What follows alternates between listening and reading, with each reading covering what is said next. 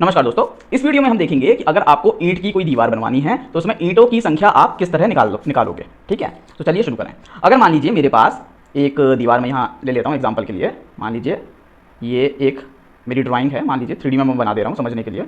ठीक है, ये हो गया। ठीक है, अब यहाँ पे मुझे क्या चाहिए, मुझे चाहिए 2 ईंट की दीवार। ठीक है, यानी डबल ब्रिक वॉल चाहिए। तो इस तरह से डबल ब्रिक्स होंगी इसमें, है ना, इस तरह से ये डबल ब्रिक्स वॉल हो गई। ठीक है, इस तरह से कुछ 3D में होगा। मैंने अप्रॉक्स डायग्राम बना दिया है आपके लिए कि थोड़ा समझने में आसानी रहे। ठीक, अब देखिए मान लीजिए ये जो लेंथ है ये है L, ये जो ब्रेथ है दीवार की है B, और हाइट जो है हाइट है आपकी H। ठीक है, अब इस दीवार को बनाने में कितनी ईंटें लग जाएंगी, मैं कैसे निकालूं? तो इसको निकालने के लिए मैंने जो फर्स्ट वीडियो आपको बताया था उसमें आपको रेक्टेंगल वाली शेप ध्यान होगी। ठीक है, तो रेक्टेंगल शेप आपको दिख रही है, देखो फोकस करके देखो, ये जो मैं बना रहा हूँ ये आपको रेक्टेंगल जैसा नहीं दिख रहा? ये रेक्टेंगल है, और इसी रेक्टेंगल को जब मैंने 3D में आगे की तरफ खींच दिया इस डायरेक्शन में, तभी तो ये दीवार बन गई है। तो ये दीवार क्या है? ये दीवार इस रेक्टेंगल का एक खिंचा हुआ रूप ही तो है 3D में। तो हमें यानी फोकस किस पे करना है? इस रेक्टेंगल पे करना है। ठीक है, तो आ जाते हैं इस रेक्टेंगल पे। अब इस रेक्टेंगल पे आए हम। ठीक है, अब इस रेक्टेंगल पे ये जो डायमेंशन है ये कितना है? L, और ये जो हाइट है ये कितनी है? H। ठीक है, तो इस रेक्टेंगल की हमें 2 साइडें पता चल गई, L और H। ठीक, अब हमें एक ईंट के बारे में पता होना चाहिए। एक ईंट जो होती है हमारी 1 ब्रिक जो होती है वो कुछ इस टाइप से आपको देखने को मिलती है। ठीक है, अब ये ईंट क्या है? ये ईंट भी एक रेक्टेंगल जैसी दिख रही है आपको 3D में, इस तरह से होगी ये ईंट।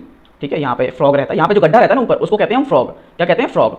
उसका काम क्या होता है? जब एक के ऊपर एक ईंटों का स्ट्रक्चर बनता है रखकर, ठीक है, उनके बीच में सीमेंट भरते हैं, तो ये इसके ऊपर जो ईंट आएगी वो इसके साथ कैसे बॉन्डिंग करे? ठीक है, क्योंकि यहाँ तो मान लो मसाला लगा दिया पर वो बहुत ही पतली लेयर होगी, तो क्या करते हैं ना, अच्छे से इंटरलॉकिंग हो जाए 2 ईंटों के बीच में, तो ये फ्रॉग नाम का एक छेद बना देते हैं। इस छेद से 2 काम होते हैं, एक तो इंटरलॉकिंग हो जाती है एक के ऊपर एक रखने वाली ईंटों की, और दूसरा जो ब्रांड होता है ईंट का उसके लिए एक ब्रांडिंग का स्पेस बन जाता है, वो अपना नाम यहाँ पे छाप देता है, तो उसकी वजह से ब्रांडिंग हो जाती है। दूसरा इंटरलॉकिंग में भी मदद करता है ये फ्रॉग नाम का स्ट्रक्चर। ठीक है, अब हम जो बात कर रहे थे उस पर फोकस करते हैं हम। ठीक, अब एक ईंट की क्या होगी? खुद की एक डायमेंशन होगी, ये लेंथ हो गई, ये ब्रेथ हो गई, और ये हाइट हो गई। अब जो जनरली हम किताबों में पढ़ते हैं या IS कोड के अकॉर्डिंग है, तो वो है एक जो आइडियल ईंट होती है वो होती है 19 × 9 × 9 क्या सेंटीमीटर। जब सेंटीमीटर में देखोगे आप तो ये बात की जा रही है 19 सेंटीमीटर ऐसे में, 9 सेंटीमीटर ऐसे में, और 9 सेंटीमीटर ऐसे में। तो ये होता है जो एक सही ईंट होनी चाहिए उसका डायमेंशन। ठीक है, तो हम इसी के अकॉर्डिंग अभी कैलकुलेशन करके देखेंगे। आपकी साइड पे जो भी ईंट है या जहां से भी आप ला रहे हो उस ईंट का आपको डायमेंशन नाप लेना है कि वो उसका L, B, H कितना है। ठीक है, वो नाप लेना। अब इसके बाद क्या करो ना, अब देखो ये जो दीवार है इसमें ईंट किस तरह से लगाओगे आप? इसमें ईंट आप इस तरह से लगाओगे,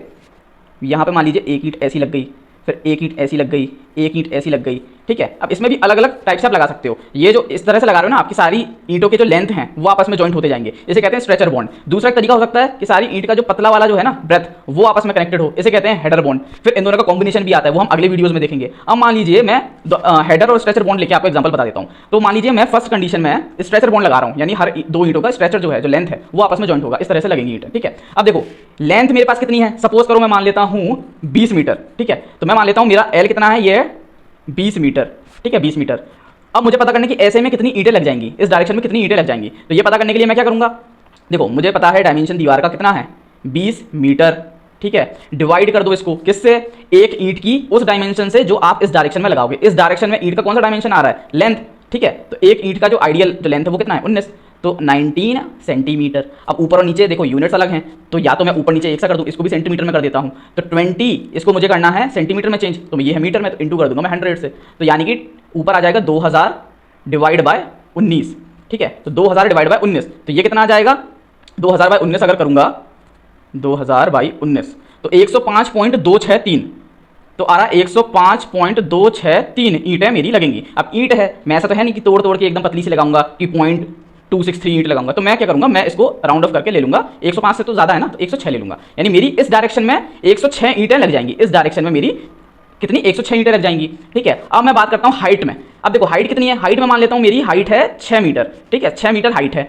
तो चलिए अब 6 मीटर हाइट है, तो 6 मीटर डिवाइड बाय किससे करूंगा मैं?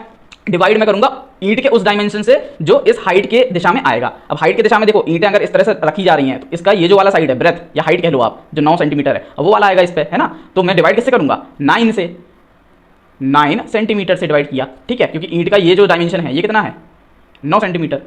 ठीक है, तो 6 मीटर डिवाइड बाय 9 सेंटीमीटर। अब फिर से यूनिट अलग है, तो इसको मीटर को सेंटीमीटर में चेंज करने के लिए क्या करूंगा मैं? इंटू 100 से करूंगा, तो ऊपर क्या हो जाएगा? 600 डिवाइड बाय 9, तो कितना आ जाएगा ये? 600 डिवाइड बाय 9 करने पे 600 डिवाइड बाय 9 यानी 66.66, तो ये आ जाएगा 66.66। अब फिर से ईंट को एकदम पतला पतला काट के तो लगाऊंगा नहीं, तो मैं अप्रॉक्स में ले लूंगा 67। ठीक है, तो मुझे पता ये चला कि मेरे इस डायरेक्शन में कितनी ईंटें आ जाएंगी? 106। ठीक है, 106, और इस डायरेक्शन में कितनी आ जाएंगी? इस डायरेक्शन में आ जाएंगी मेरी 67। तो इस डायरेक्शन में मेरी 67। तो इस पूरे रेक्टेंगल के अंदर अगर मैं एक अप्रॉक्सीमेट बताऊं तो कितना आ जाएगा, इस पूरे रेक्टेंगल के अंदर इस तरह की कितनी ईंटें आ जाएंगी, वो निकालने के लिए मैं इन दोनों को मल्टीप्लाई कर दूंगा। 106 इंटू 67, ये कितना आ जाएगा, 106 इंटू 67, 7102 ईंटें, 7102 ईंटें। ठीक है, अब मुझे क्योंकि डबल ब्रिक बनानी थी, ये तो एक लेयर की आ गई ना ईंट की, ये तो ईंट की एक लेयर की बात कर रहे हैं हम। ठीक है, अब एक दूसरी लेयर भी तो आएगी यहाँ पे, तो मैं क्या कर दूंगा, इसका इंटू 2 से कर दूंगा। तो इंटू 2 कर दो तो कितना आ जाएगा, 7102 इंटू 2, 14204, यानी अप्रॉक्स आप बोल सकते हो कि 14204 ईंटें मेरी लग जाएंगी अगर मैं डबल ब्रिक वॉल बनवाता हूं उस डायमेंशन की जो मैंने अभी माना आपके सामने। अब ये तो आपने निकाली ईंटें, अब ये अज्यूम करते हैं हम कि लाते लाते कुछ ईंटें टूटेंगी। ठीक है, हो सकता है कुछ बेकार क्वालिटी की हो या टूट जाए ट्रांसपोर्टेशन के दौरान या प्लेसिंग के दौरान, है ना। तो हम क्या करेंगे, हम 3 से 5% का एक सेफ्टी फैक्टर लेके चलेंगे, 3 से 5% का हम ये सेफ्टी फैक्टर लेके चलेंगे कि भाई 3 से 5% ईंटें हो सकता है बेकार क्वालिटी की निकलें या फिर टूट जाएं। तो हम 14204 ये जो लिया था इसमें ऐड कर देंगे, मान लीजिए 3% ले रहा हूं, तो 3% ऑफ 14204 कितना हुआ, 3% ऑफ 14204 यानी 426।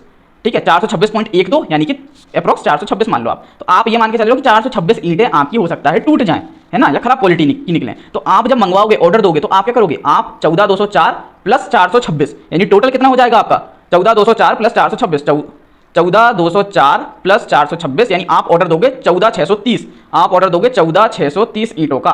तब आपकी वो जो डायमेंशन की दीवार मैंने बताई थी कि ये 20, ये 6 मीटर और डबल ब्रिक वॉल, तब जाके ये दीवार आपकी बनेगी।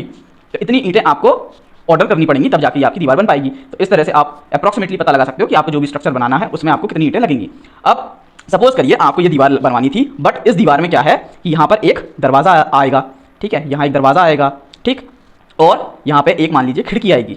ठीक है, इसका भी डायमेंशन आपको पता होगा। ठीक है, मान लीजिए ये दरवाज़ा है 1 मीटर का, 1 मीटर, मान लीजिए ये है 3 मीटर का। ठीक है, 3 मीटर का दरवाज़ा है मान लीजिए अप्रॉक्स, एग्जाम्पल के लिए ले लेते हैं हम। ये आपका हो गया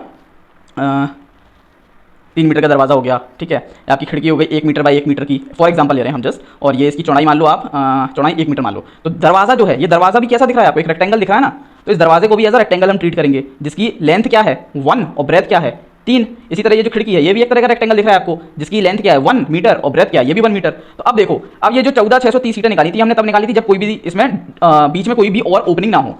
जनरली घरों में क्या होगा ना, आपके ओपनिंग आएगी दीवारों में, तो हमें ये जो बीच में ओपनिंग्स आती हैं, इनके लिए क्या करना पड़ता है, डिडक्शन करके चलना पड़ता है। डिडक्शन करके चलो, या फिर जब आप निकाल ही रहे हो इनिशियल लेवल पे ईंटों का नंबर, तो आप क्या कर सकते हो, ये जो रेक्टेंगल हमने शुरू में अज्यूम किया था ना, इसको आप ब्रेक कर सकते हो पार्ट्स में। कैसे करोगे वो हम अगले वीडियो में देखेंगे।